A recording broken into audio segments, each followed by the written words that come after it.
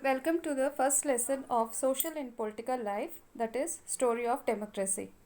In this lesson, we are going to learn what is democracy, history of democracy, the birth of democracy, and European in the Middle Age, the Renaissance, democracy in England, American Revolution, French Revolution, and the march of democracy.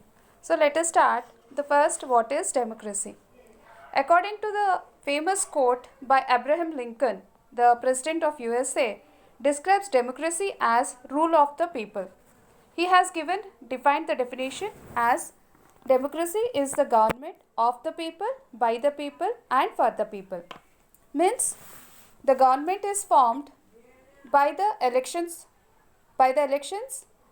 and the people will elect the representatives, and the representatives who are elected, they will form the rules and regulations for the welfare of the people.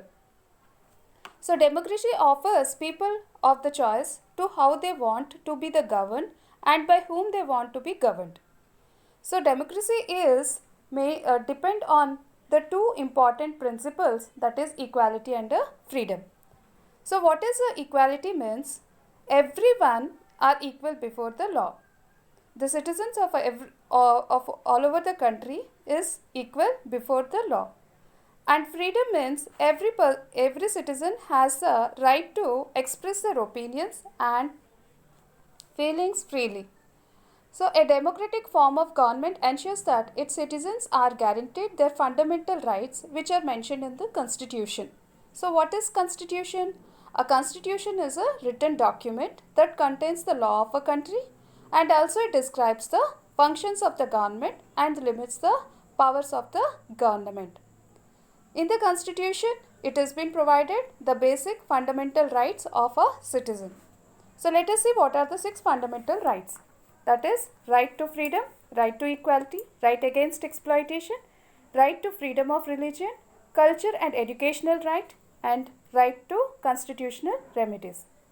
So next is history of democracy. So the word democracy is derived from the Greek word demokratia, means demo means people and kratia means rule. Means people rule or rule by the people. In the 5th century, the great Greek historian has defined democracy. The historian Thucydide described the democracy as the administration favors the many instead of few, and they offered equal justice to all in their private differences. If no social standing advancements in public life falls to reputation for the capacity. Class consideration not been allowed to interfere with merits, nor again does property bar the way. If a man is able to serve the state, he is not hindered by the obscurities of his conditions. These words are being said by the Thucydide in 5th century. The birth of democracy is been happened in Greece. Some form of democratic government existed in ancient Greece around 15th century BCE. Hence, it is not surprising that the word democratic originated from the Greek word demokratia, meaning people, and kratia means power. In ancient Greeks, it is very simple that all the people used to sit together and discuss the problem, and with the vote the laws have been passed. But if you compare the situation now, it is a bit difficult because at that time the population is less and the people are very less, so it is possible. But it is not possible now because the population is very huge and everyone cannot participate in a decision making. They took part in a political decisions and were entitled to speak and vote in the assembly during the 5th century, which formed laws for the city states. This form of democracy is called as a direct democracy, where people participated directly in the process of government without any intermediaries or representatives. So, direct democracy means the people will take direct decisions without interference of our representatives. Now, it is not possible. Next, we learn about the democracy in the Middle Age. What So, the combination of monarchical and aristocratic. What is monarchical means? The country is ruled by the kings are called as a monarchy. Aristocracy means they are ruled by the nobles. Who are nobles? Let we discuss. And democratic elements are found in the system of government that exists during the Roman civilization. It had representative elements wherein government offers required elections. The Roman law and beliefs in unity influenced development in Europe. In Middle Age, between 5th and 14th centuries, a system called feudalism was prevalent in Europe. So, what is feudalism? So, the king will issue a huge amount of land to a person called as a vassal. This person will guarantee with the military service, tax collections to the king, and in exchange for the land is called as a fief. The obligations between lord, vassal and fief formed the basic of a feudalism. In 14th century, feudalism came to an end in Europe. As a result, law and order was enforced in many parts of the Europe.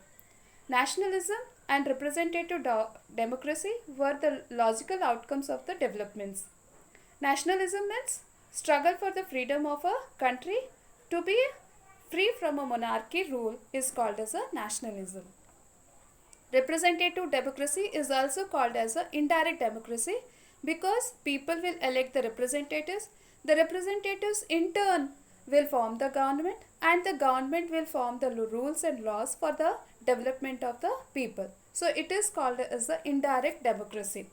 Representative democracy was a form of indirect democracy where people democratically elect government officers to make decisions on their behalf.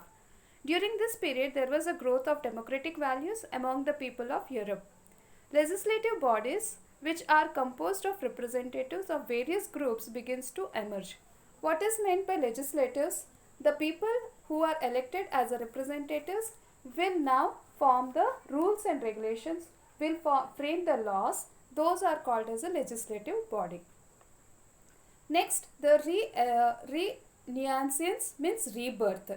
The Renaissance, which Italian means rebirth, swept over Europe during the 14th and 15th century CE. It aimed to recapture the spirit of classical Greece and Rome. Cultural awareness and learning took place, resulting in various development in literature, painting, sculpture, and art. Politically too, there were far-reaching development within the emergence of city-state in Italy, provinces like Venice, Florence, and Lucca. A republican form of government existed in these provinces whose basic was the merchants and trading classes. What is meant by republican form of government? Means the person is elected called as a representative. He have every right to rule the country. So such a country is called as a republican government. India is a republic country. They were organized in guiding and participated in decision making process of the government. Elections were held and leaders were appointed for the limited period of time. So the leaders who are elected, they will be removed and re-elections will be takes place and new representatives are being elected in the republic form of government. These city-states acted in as pre-successors to the democratic institutions. Strong states emerged in Europe and kings were able to unite people under the centralized rules. Religion reforms also carried out as people were unhappy with the church. Peace and stability were required for the democracy to flourish. So during the 14th and 15th century, there is a religion changes because of harassments by the church people to maintain the peace in the country. The democracy also one of the reason to flourish. Now, democracy in England. The milestone of development of democracy was a document called the Magna Carta, which was passed in 1215 CE in England. It paved the way for the creation of the laws, making body called Parliament. Yes, during the period, the England is ruled by the king. But in 1215, it became as a constitutional monarch. Means there is a constitution and the parliament will also work out, but the monarch's power is limited. So this is called as a monarchical constitutional monarch. The nobles of England forced the resigning monarch of the time, King John, to sign this historic document which states that written law held a higher power than the king. So Magna Carta is saying that, the document is saying that it is limiting the power of the king and it is giving more powers to the elected representatives. The influence of the parliament increased gradually. The power of the monarch were further curtailed by the Petition of Rights in 1628 CE and the English Bill of Rights, while the former ensured that the king could not impose taxes without the permission of the parliament. What is Petition of Rights or a Bill of Rights? It says the Declaration of Rights like freedom to speech, freedom to express, freedom to life. So such some freedom of fundamental rights being allotted in the Petition of Rights, which has become as a Bill of Rights after 50 years, that is 1628 it been passed in the England Parliament. And now onwards the king will not have any right to impose the taxes without the permission of the Parliament. The later expanded the scope of the freedom to speech and expression. These steps were significant as they diminished the power of the king. The idea that the king was not all powerful and was accountable to an elected body of representatives was born. Next comes our American Revolution. We know that America is also colonized by the British government. In 18th century, America fought to free itself from the oppressive and exploitative British rule.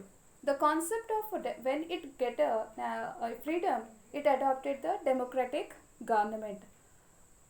When the American War of Independence is declared in 1776, the Declaration of Independence, written by one of the founding father of America, that is Thomas Jefferson, declared that all men are created equal and have the right to life, liberty and pursuit of the happiness. A written constitution was also adopted in 1789 and a federal government based on the division of power was established. Now what is meant by federal government? So if the government have a division like a state government, central government and the local self-governments, so there is that such a type of ruling is called as a federal government. United States of America, a Bill of Rights was passed in 1792 which powered for an elected government and guaranteed certain rights to its citizens under the law. Bill of Rights or the passed in 1792. Next comes our French Revolution. So the French Revolution of 1789 marked a turning point in the journey of democracy. The people of France were divided into three estates. The first estate consisted of the clergy, the second estate consisted of nobility, and the third estate consisted of the common people.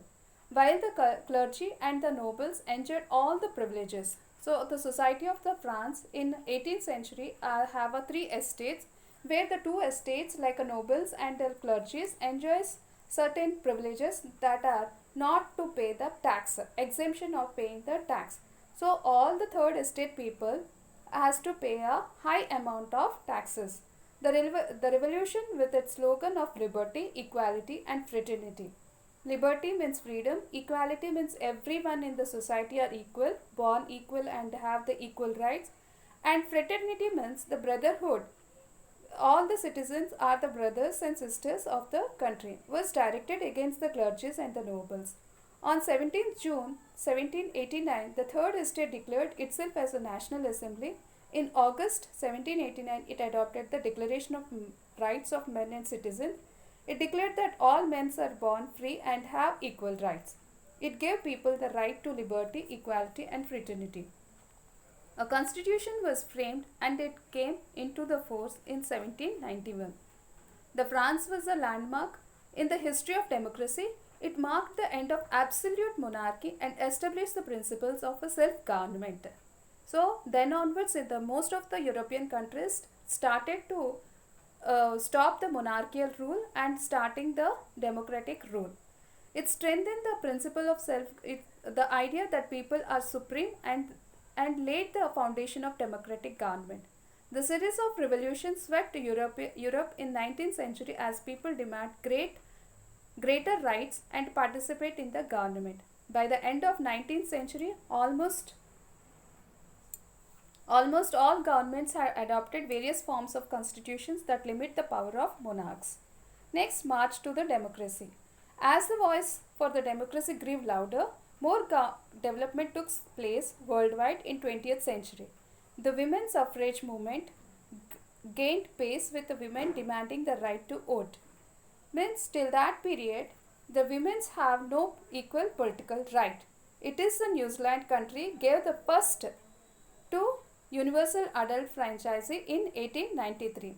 After that, all over the world, the colonized countries become nationalist struggle to throw off the shackle of the colonialism. And they become success after the World War II in 1945. Decolonization and civil rights movements took place all over the world.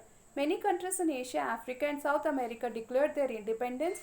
Constitutions were adopted.